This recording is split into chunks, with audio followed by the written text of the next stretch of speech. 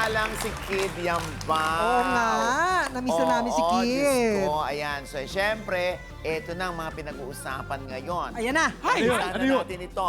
Ayan. Nako, ang Ibigay mo na. Ah, Ayan na, ibigay mo na.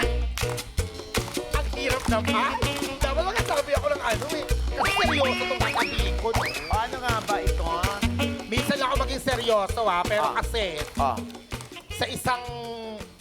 sa ilang online report, I'm so sad kasi fan ako eh. Sinasabi na hindi na daw matutuloy yung comeback ni Queen of All Media, Chris Aquino. bakit? Bakit Sabi, yan? kasi di pa din okay yung kalagayan kalagayan. niya. Ah. Super sad. Kasi wala din siyang paramdam online. Wala siyang post kahit nung Pasko, bagong taon. Ayun. Ayun nga, sabi pa ng report ng Bandera, baka raw makasama pa kung sakaling itutuloy ni Chris ang kanyang comeback this year. Alam mo yung naiintindihan mo pero nangihinayang ka. Kasi syempre, lahat tayo namimiss siya. Iba pa rin yung talak ni Madam Tetay eh. Ay, oo. Kaya nga medyo uurong ulit ito, yung kanilang plano, no? Actually, originally, gusto mo Oo yung nga. actually and originally? Ano? Oh, may. Oo, hindi. Vertically. Oo. Ako yung inaano, Oo nga. Inaano ka? Inaano? na co-host ni Chris. Ay, maganda yun. Imagine mo yung kung nangyari, what a dream. Sabi ko, why not, no? Chris Aquino yan. Oo naman. Queen of all media, no? At mangingilabot ang buong showbiz industry niyan. Oo Lalo nga. na Alam mo, pagka ganito na walang masyadong post si Chris Aquino, natitense sa mga tao. Oo, Medyo kasi kabado. Doon lang nila nararamdaman na okay si Chris pag nag-post. Yes. Oo. Yung last post ni Chris, Oh. alam niyo ba? Ano sabi? Ay, nako. Ano, paano?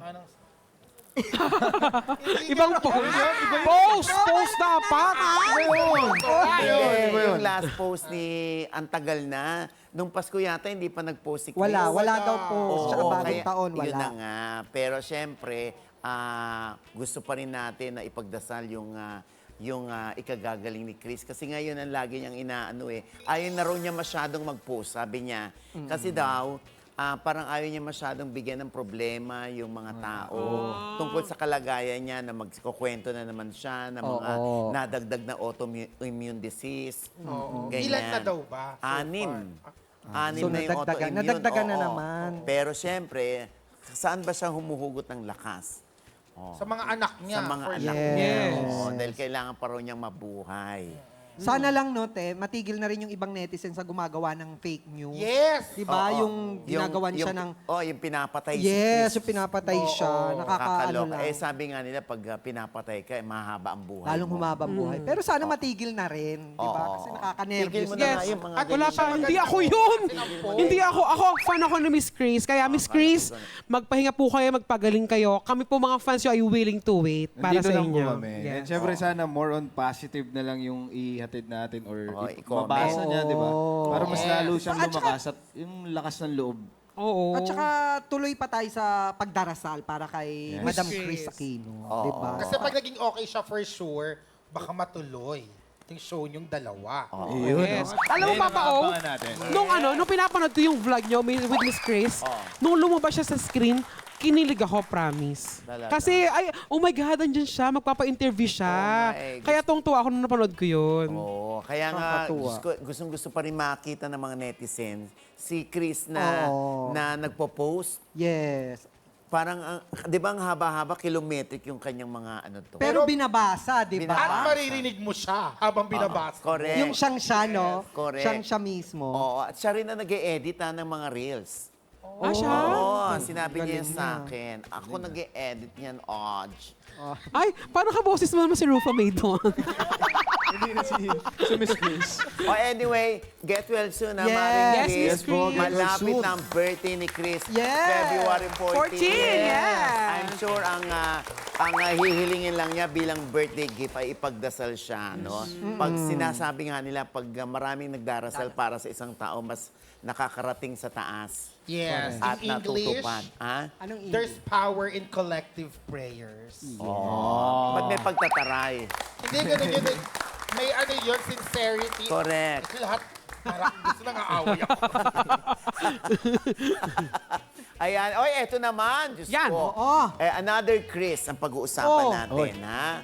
Oo, abay, eto nga, na-viral ito. Ano Yan. yan? Ano yung viral na Na-viral, parang nilalait, ino-okray, yung kanyang napakalaking mansyon na ipinagagawa.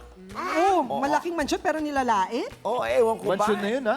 Ito nga kasi, pinasilip niya yung kanyang unang vlog for this year. Alam mo ba, nung pinasilip niya, Diyos ko, nagkakuliti yung mga tao. Silip. Sinasi.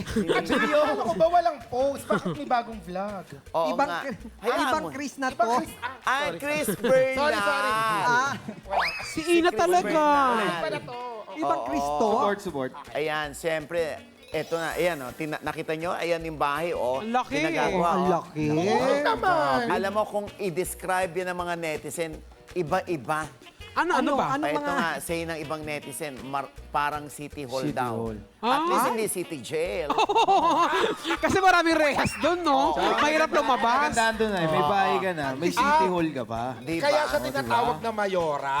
Correct. Ang ibang netizen. Okay, so Oo. hindi raw Pinoy style. Ang pangit daw ng design. Grabe. Comment nila yun? Pwede Grabe mga naman comment mo sila. na basahin. Tsaka ano Mamaya na naman kayo to? mag-comment. Okay. Sorry. Ito na nga, meron din nagsabi parang Arlington levels daw. My Okay God. naman. Grabe, ginawa niya ng punirara yung mansyon ni, ni Chris. Pero malamang sa malamang, yung mga nagpo-post na yan, wala rin namang mga magagandang bahay. Baka walang bahay. Ayan. Oo, At saka, hindi nila kayang magpagawa, kaya lang nilang manlait. Yes. Kaya lang Ganun nilang na lang. mangokray. Wala kasing bayad yun. Yes. Nakakaloka lang na kaya Libre nilang yun. sabihin na ang pangit ng design. Eh, kung yun ang gustong design talaga ni... At saka para sa akin, Chris Bernal, di ba? hard-earned money ni Chris yun. Decision niya kung anong gusto niyang style ng bahay. Kapag inggit, pikit. Yes. Oo, di ba? Kaya yun, Diyos ko yung mga netizen, alam mo naman, di ba, mga pag wala kang magawa, pag gusto mong mapansin ka, dapat negative yung isulat mo. Yes. Hate babe. Totoo. Pag positive naman, hindi naman daw nagte-thank you yung mga artista. Lahat Pero na pag lang. negative, doon daw napipiko yung mga artista. Para silang nagwagi na kapag pinansin yung kanilang Yes. comment. Pag- Any comment? Ayan. No comment. Tapos nag-comment sila, ano. Pero natatawa ko na hindi daw Pinoy style. Ano ba yung bahay na yung spaghetti? Italian style. Ay, nako, Diyos ko. Kaya naman yung mga wala namang maipagawa o wala namang kapasidad magpagawa ng Yes. bahay. Di ba? Humanga na lamang. At palakasin Oo. lalo yung loob ni Chris Bernal. O, kesa naman magdroga yung bata, hindi pagandahin na lang niya yung bahay niya. Ano ba yan? Ang layo nung connect. Droga, biglang patay yung bahay. Nag-iisip ako, ano isisingit sa sinabi niya? Hindi, may pamilya naman na si Chris Bernal. Siyempre, Oo. alam mo, isang napakasarap na balita o yung fulfillment yung nakapagpagawa ka ng bahay mong sarili. Correct. Tsaka may Diba? Pangarap kanya yun, tayong pangarap. fantasy sa mga gusto nating itayong bahay. Kaya talagang hindi yan magiging in general public, magugustuhan ng lahat. Basta, ang importante, isa lang ang dapat na i-react dyan ni Chris Bernal sa mga bashers. Paano react? Ano? Bleh. Yes! Ay, eto na! Nakakaloka, naging kontrobersyal si Sofronio Vasquez, hindi dahil siya'y nanalo sa The Voice USA. Hala. Bakit Kundi na naman? sa uri ng pamumuhay na meron siya. Ayun na nga, ang press release daw nitong si Sofronio, isa raw siyang squatter. Oh. Oo. At walang-wala daw sila sa buhay nung araw. Kaya yung parang slap soil. Yeah. Ano slap soil? Hampas loop. Ay, Ganon. tinagalog. Literal pa. Ah, Yun pala yun. Oo. Siyempre nga, kinu-question yung di umano yung humble beginnings o background nitong si Sofronio na bakit daw sinasabi na mahirap sila, taga-squatter siya, hindi naman daw yung totoo. So, hindi siya May humble kaya beginning? sila. Oh. Oo, mayaman daw ito. It's a boastful beginning. Yes, oo. At galing daw si Sofronio sa isang kontrobersyal at maimpluwensyang pamilya sa Osamis. So bakit daw sasabihin na siya'y mahirap? Oo, Oh? kaya kino-call out din ng isang reader yung Rappler. Ang tanong ng mga netizen ay bakit daw kailangan gumamit ng poverty card? Kaya nga, ba't di nalang beep card? Kasi wala namang trend kasi doon. Wala ba? Credit card, pwede rin. Ay, nako. Pero Papa, alam mo, si Sofronio, friend ko siya sa Facebook, mula nung pandemic, never ko siya nakitaan ng mga extravagant na post. Oh. Kasi may mga pictures pa ako nakita, yung mga picture nila ng family sila, yung bahay nila, may salamin lang sa likod nila. Kamusta? Malaki ba yung bahay? Hindi yung buong bahay, pero yung father nga nandun, tapos magkakatabi sila magkakapatid, na nakahubad, yung tatay. Malaki naman yung bahay. I mean, Hindi ko nakita yung buong bahay, pero yung likod lang, may salamin, tapos hindi, alam mong, ano mo lang, parang Simple lang. simpleng Humble. bahay lang. O, yun naman pala eh. Simpleng pamumuhay. Okay. Kung may mga salamin yan, so ano to, barber shop? Baka salon. Baka yung tatay fan ng Bini. Oo, may salamin. Pero matagal na yun eh. Alam mo, Diyos ko, habang pinag-uusapan ito, di ba, yung katotohanan ng pinag-uusapan to, ibig sabihin talagang nandun na si Sofronio. Malakas ang dating niyan, di ba? At saka bakit di pag-usapan yung pagkapanalo ng tao, di ba? Oh. Kasi nakaka-proud yun eh, as a Filipino, Kaya di ba? nga, hindi nga, nakataas lang yung kilay ng ibang netizen. Parang yung pagpanalo ni Carlos Yulo, di ba? Nahati yung atensyon ng Nakalimutan. ng Nakalimutan. mga Or tao kumbaga dahil binibigyan nga, ng, baka kasi ang tingin ng netizen, binibigyan pa ng ganong angulo yung kwento para maging madrama yung pagkapanalo. Oo. eh parang doon naman hindi uso sa kanila yung ganon.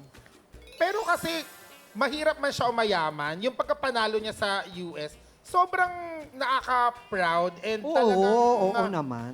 kahit anong angulo nung nakaraan ng buhay niya, hindi talaga biro yung pagkapanalo niya. O basta ang importante rito, pinag-uusapan. Yes. Bakit Yun. naman kung ano yung mga katotohanan ng issue, pero dead ba yung mga tao? Ibig sabihin, di ba, wala kang dating. At Correct. katotohanan man o hindi naman niya, kung totoo mang mayaman siya in the past, hindi naman niya ginamit yung pera niya para manalo. Exactly. Correct. Ginamit niya yung tama. talento niya. Tama. Yes. Ayan. Ay, naku, nakakaloka.